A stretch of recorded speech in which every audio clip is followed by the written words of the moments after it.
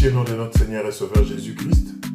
J'espère que vous allez bien dans vos maisons et que la grâce de Dieu continue à être votre partage.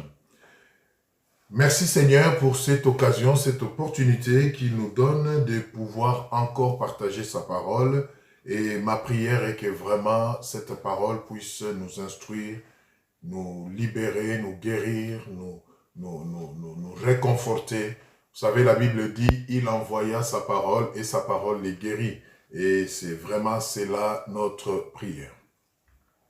Alors, notre thème d'aujourd'hui, nous l'intitulons comme suit.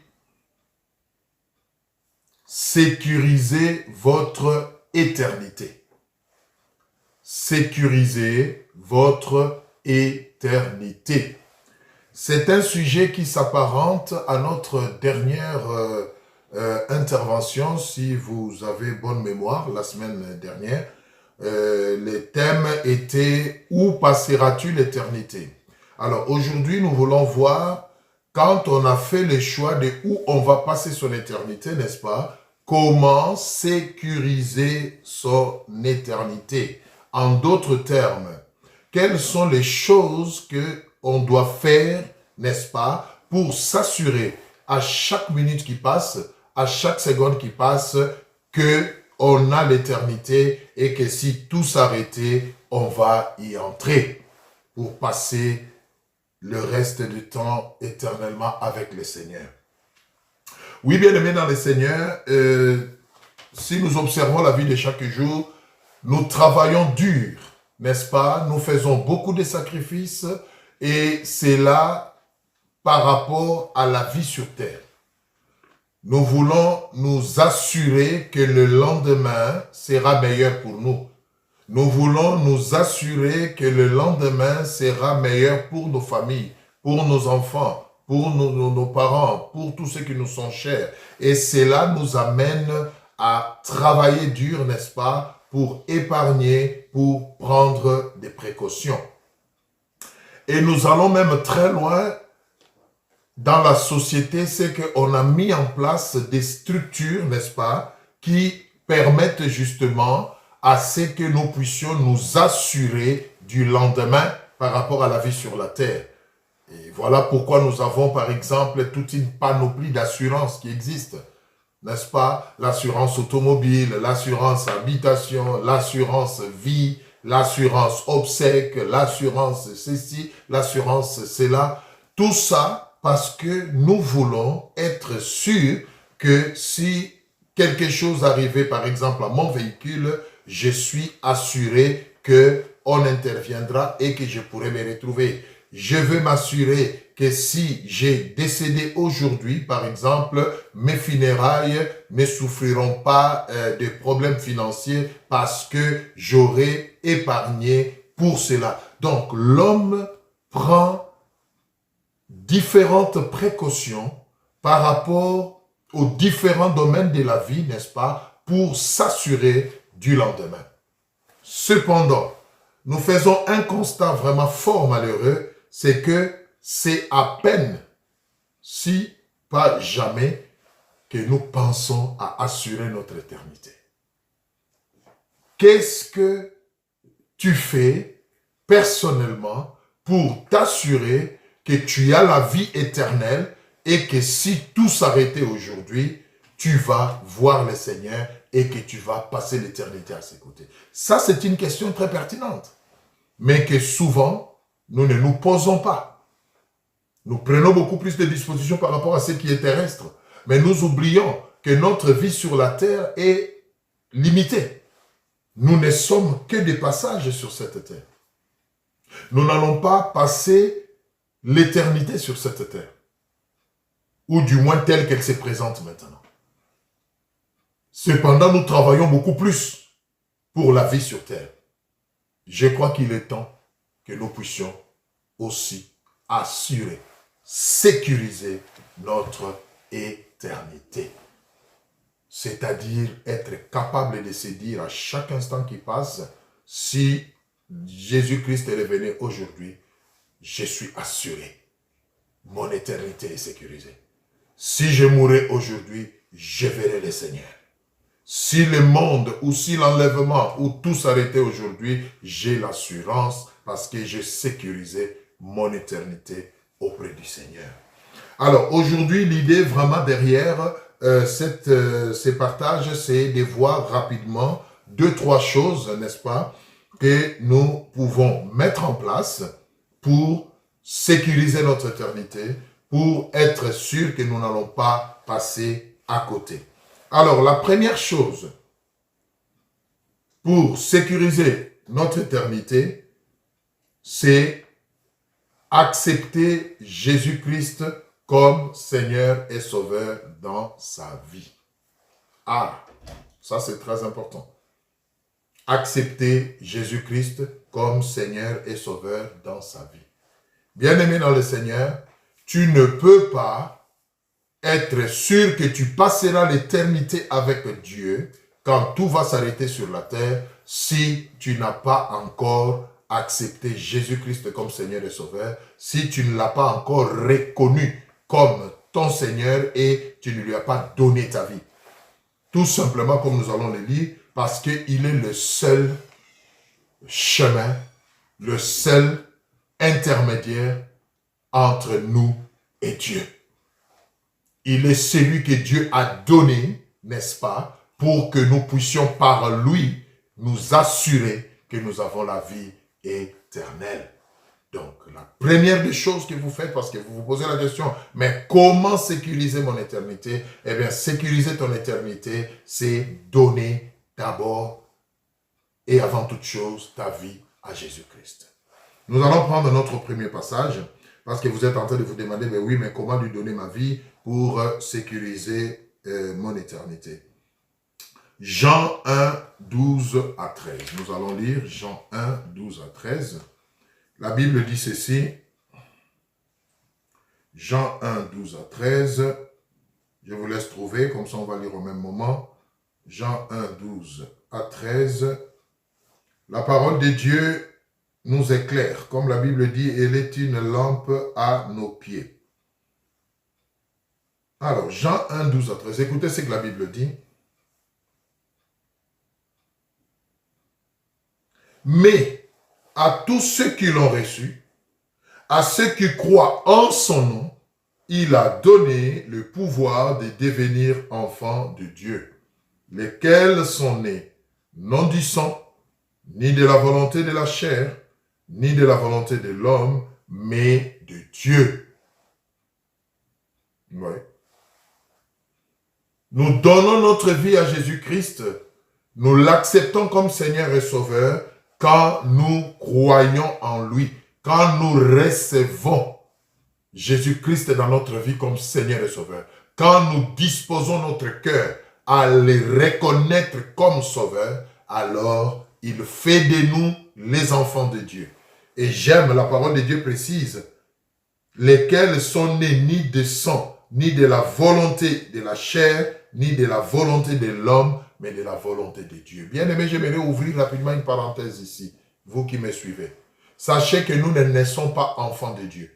Parce que là aussi, beaucoup se trompent. J'ai entendu déjà dire, nous tous, nous avons été créés par Dieu, nous sommes tous d'office ses enfants. C'est faux. Pour sécuriser votre éternité, vous devez passer du stade de simple créature de Dieu au stade d'enfant de Dieu. Nous ne naissons pas enfants de Dieu, nous naissons créatures de Dieu au même titre que toutes les autres créatures. Et nous devenons enfants de Dieu, nous changeons de statut quand nous reconnaissons son image et sa ressemblance qu'il a mise en nous quand il nous a créés, en recevant celui qu'il a envoyé comme moyen pour que nous soyons sauvés. C'est très important. Deuxième chose, nous allons prendre, par la deuxième chose, deuxième passage, pour enrichir encore cette pensée, nous allons prendre Romains 10, 9 à 10. Romains 10, 9 à 10. Qu'est-ce que la Bible dit? Je vous laisse trouver. Romains 10, 9 à 10. Écoutez ce que la Bible dit. Oh, j'aime la parole de Dieu. Si tu confesses de ta bouche le Seigneur Jésus, et si tu crois dans ton cœur que Dieu l'a ressuscité des morts, tu seras sauvés. Car c'est en croyant du cœur qu'on parvient à la justice et c'est en confessant de la bouche qu'on parvient au salut selon ce que dit l'Écriture. Voilà bien. Première chose à faire pour vous assurer que vous avez l'éternité, c'est d'accepter Jésus-Christ comme Seigneur et Sauveur. Il n'y a pas d'autre nom qui soit donné aux hommes par lesquels nous puissions être sauvés, bien-aimés. Donc voilà, c'est très important. Et nous allons prendre un dernier passage pour vraiment mettre un saut sur ces premiers points. 1 Jean 5, 20 à 21. 1 Jean 5, 20 à 21. Nous allons lire 1 Jean 5, 20 à 21. Je vous laisse trouver, nous lisons tous ensemble. Écoutez ce que la parole de Dieu dit. Nous savons aussi que le Fils de Dieu est venu et qu'il nous a donné l'intelligence pour connaître le véritable. Et nous sommes dans le véritable en son Fils Jésus-Christ. Écoutez, c'est lui, c'est-à-dire Jésus-Christ, qui est le Dieu véritable et la vie éternelle. Petits enfants, gardez-vous des idoles. Donc, la parole de Dieu est claire. J'aime parce qu'elle est limpide. Il suffit d'un peu d'humilité et de se laisser guider par le Saint-Esprit pour comprendre ces choses. Nous savons aussi que le Fils de Dieu est venu et qu'il nous a donné l'intelligence pour connaître le véritable. Et nous sommes dans le véritable en son Fils Jésus-Christ. Et on nous précise, c'est lui le Dieu véritable. Et là, j'ouvre encore une parenthèse. Vous qui ne croyez pas que Jésus est Dieu, vous qui ne croyez pas que Jésus, c'est Dieu qui s'est fait homme pour sauver l'humanité, laissez-vous convaincre par l'Esprit de Dieu. Jésus-Christ est Dieu. C'est écrit clairement. C'est lui qui est le Dieu véritable et la vie éternelle. Et quand vous lisez Jean 14, 9, Jésus dit à Philippe, « Tu me demandes, montre-nous le Père, mais ça fait longtemps que je suis avec vous et tu ne m'as toujours pas connu. Celui qui m'a vu a vu les Pères. » C'est très important, bien-aimé. Donc, voilà le premier point pour sécuriser votre éternité. Acceptez Jésus-Christ comme Seigneur et Sauveur. Ne demeurez pas dans l'incrédulité. Ne continuez pas à vous frapper la poitrine en disant « Moi, je suis athée, Dieu n'existe pas. Et tout ce que je vois, c'est ce qui existe. Ce que je ne vois pas n'existe pas. » Ne tombez pas dans l'existentialisme. C'est une fausse doctrine qui vous amènera à l'éternité, mais de l'autre côté, pas du côté de Dieu. Deuxième chose,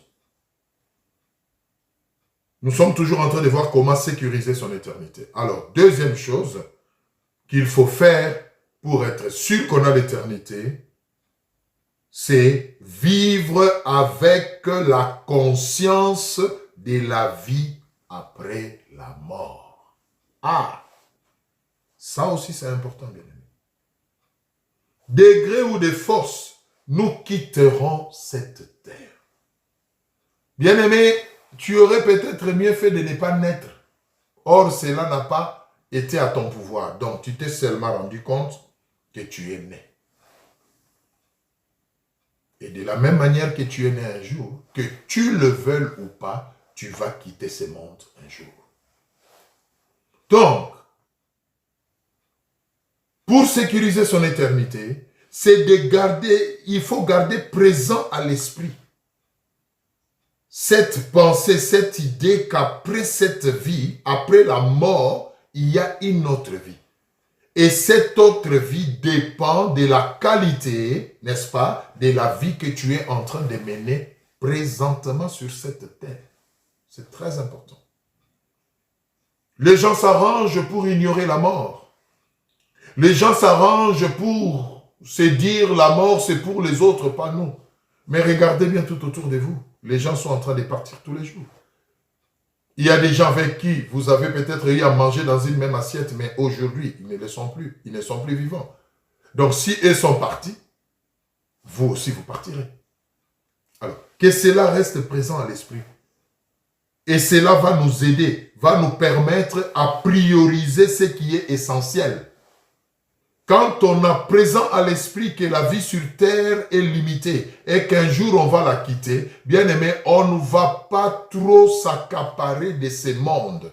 On va vivre comme un pèlerin, on va vivre comme un passager qui est en route vers le terminus qui est l'éternité. Avoir présent à l'esprit cette pensée bien-aimée nous permet de réajuster notre marche, nous permet de revenir à l'ordre aussitôt que nous dérapons, nous permet de faire ce qui est essentiel, nous permet de nous focaliser, n'est-ce pas, de dépenser notre énergie dans ce qui est essentiel et non pas accessoire. Mais observez comment les gens vivent aujourd'hui. Il y a des gens qui vivent sur cette terre, c'est comme s'ils y sont et ils vont y rester pour toujours. Je ne dis pas qu'il ne faut pas jouir de la vie sur terre. Si le Seigneur vous le permet, avec honnêteté, vous gagnez votre argent, faites-vous plaisir, bâtissez des maisons, habillez-vous, ce n'est pas mal. Mais ayez toujours présent à l'esprit que toutes ces choses-là, un jour, subitement, vous allez les laisser. Et posez-vous la question, qu'est-ce qui va se passer? À chaque fois qu'on a ça présent à l'esprit bien-aimé, on reste réglo, on reste en ordre.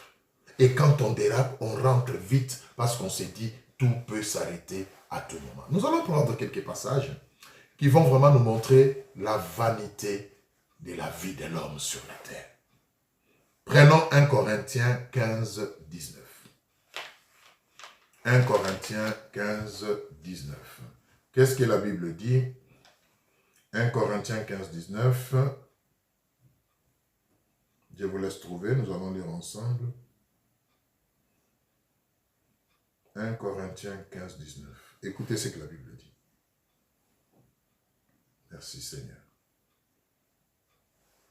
Si c'est dans cette vie seulement que nous espérons en Christ, nous sommes les plus malheureux de tous les hommes.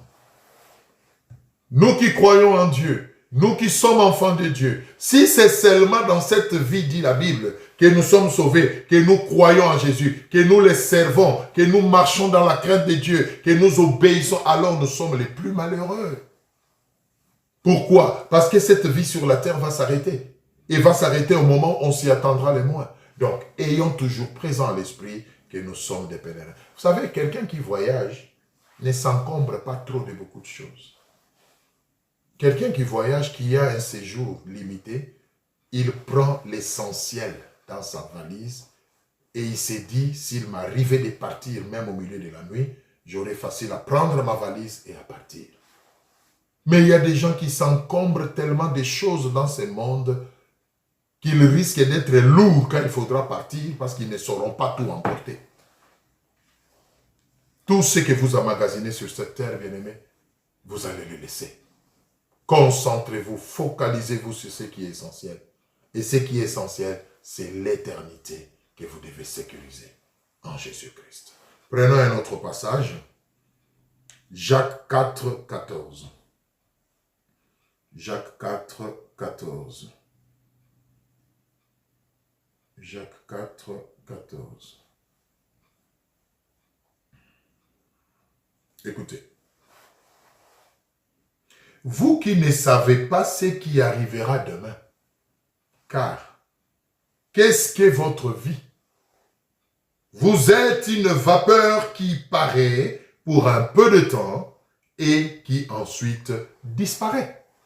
C'est ce que vous êtes, frère. C'est ce que vous êtes, ma sœur. Ça peut vous choquer, ça peut vous troubler, mais c'est la vérité. Vous n'êtes qu'une vapeur.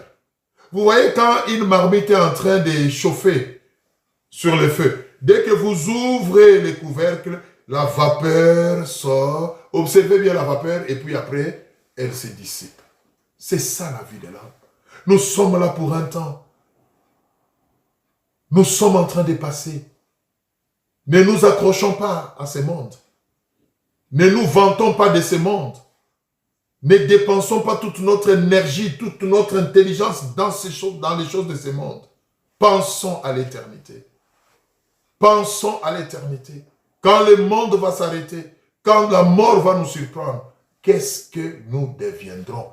C'est une question pertinente et permanente que nous devons nous poser. Et c'est de cette manière-là que nous sécurisons notre éternité. Prenons encore un autre passage. C'est vraiment important qu'on puisse asseoir cela. Le psaume 103, 14. Psaume 103, 14. Écoutez ce que la Bible dit. Oh, merci Seigneur. Psaume 103, 14. Psaume 103, le verset 14. Écoutez. Car il sait de quoi nous sommes formés. Il se souvient que nous sommes poussière. Alléluia. Bien-aimés, nous sommes poussière. Tu te regardes dans le miroir, tu te dis, je suis un beau gars, je suis une belle dame. Mais en réalité, tu n'es qu'une poussière. La Bible dit, tu as été tiré de la poussière, tu vas retourner dans la poussière. Seul ton esprit que Dieu chérit, qui doit aller passer l'éternité avec lui. Alors, souviens-toi. Toi qui te glorifies de la vie sur cette terre, toi qui te glorifies de ce que tu es en train d'amasser, j'ai acheté ceci, moi je suis. Sache une chose, qu'en réalité, ce n'est pas Marien qui le dit, c'est la Bible, la parole de Dieu. En réalité, tu n'es que poussière. Alors, que cette pensée ne te quitte pas et qu'elle t'aide à réajuster ta marche et à rentrer sur ce qui est essentiel. Sécurise ton éternité. Sécurise ton éternité. Il y a une histoire dans la Bible que j'aime beaucoup. Je vais vous faire grâce de la lecture, mais je vous donne le passage. Luc 16, 19 à 31, où on nous parle du riche, de l'homme riche et du pauvre Lazare. Vous vous rappelez? L'homme riche a joui de la vie sur terre. Il a pensé à sécuriser la vie sur terre. Il n'a jamais manqué à manger. Il n'avait jamais manqué à boire. Il n'avait jamais manqué de maison. Mais il a oublié ce qui était essentiel. Il n'a pas pensé à sécuriser son éternité. Et quand la mort est venue, il est allé en enfer. Mais le pauvre Lazare, malheureusement, n'a pas eu de moyens sur cette terre. Il n'a pas pu s'en sortir sur cette terre. Mais au moins, il s'est focalisé sur ce qui est essentiel. C'est qu'il a sécurisé son éternité. Il a donné sa vie au Seigneur. Il a vécu sa vie dans la crainte de Dieu. Et après la mort, il s'est retrouvé dans les seins d'Abraham. Bien-aimés, qu'est-ce que vous faites de votre vie sur terre? Vous, c'est le plaisir. Vous, c'est l'extravagance. Mais sachez une chose. Il y a l'éternité qui vous attend. Vous ne pouvez pas échapper à l'éternité. Mais vous pouvez choisir où vous voulez aller la passer. Et pour choisir, pour la sécuriser, pour être sûr de la passer avec le Seigneur, c'est maintenant que vous vivez encore que vous devez la sécuriser, cette éternité. C'est très important. Très important, bien-aimé. La conscience de la vie après la mort. Et enfin, une dernière chose que nous voulons voir rapidement, pour sécuriser notre éternité. Troisième chose, dont nous avons vu la première chose, nous devons accepter Jésus-Christ comme Seigneur et Sauveur. Deuxième chose, nous devons vivre avec la conscience de la vie après la mort et nous focaliser sur ce qui est prioritaire. Et troisième et dernière chose, nous devons vivre avec l'horloge eschatologique. C'est-à-dire, nous devons vivre en regardant aux signes du temps de la fin. L'horloge eschatologique, c'est ce qui nous permet de lire les signes des temps de la fin. Parce que nous avons la faveur que le Seigneur nous a faite, c'est qu'il nous a donné des signes. Jésus a dit, quand vous verrez ces choses commencer à arriver, quand vous verrez ces choses commencer à s'accomplir, sachez que la fin de toutes choses est proche. Bien-aimés, ouvrons les yeux, nous verrons que la plupart de ces signes eschatologiques, c'est-à-dire de la fin des temps que Jésus-Christ a annoncé, sont en train de s'accomplir sous nos yeux. Donc, cela doit nous mettre la puce à l'oreille, c'est que ce monde est en train de finir. Prenons nos dispositions. C'est très important. Prenons Matthieu 24, 33. Nous allons voir où est-ce que le Seigneur Jésus nous a parlé de ces signes. Matthieu 24, 33. Matthieu 24, 33, nous allons lire. Je vous laisse trouver, comme ça on va lire tous ensemble. Matthieu 24, 33. Alors. Matthieu 24.